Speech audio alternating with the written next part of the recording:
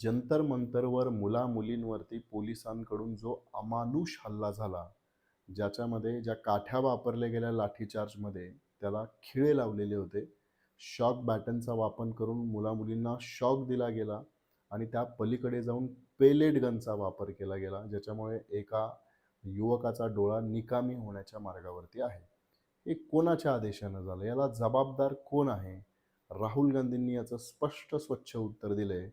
गृहमंत्री अमित शहा याला जबाबदार आहेत. त्यांच्याच आदेशानं हे झालेलं आहे.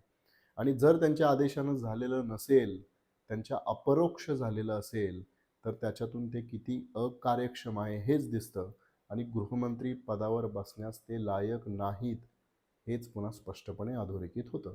आणि मुद्दा असा आहे, की जर त्यांच्या ह्या अपरोक्ष झालं असतं, त्यांच्या आदेशाशिवाय झालं असतं, तर त्यांनी तातडीने यात लक्ष घातलं असतं आणि जे कोणी जबाबदार त्याला अधिकारी आहेत, त्यांच्यावरती योग्य ती कारवाई केली असती आणि आज उधळ माथ्याने, निधड्या छातीनं ते संसदेमध्ये आले असते आणि काय कारवाई केली आहे, हे त्यांनी देशाला संसदेमध्ये सांगितलं असतं. परंतु ते स्वतःच याला जबाबदार असल्यामुळे त्यांच्यामध्ये संसदेत येण्याची हिंमत नव्हती. राहुल गांधींच्या नजरेत नजर घालण्याची हिंमत नव्हती आणि म्हणूनच ते आले नाहीत.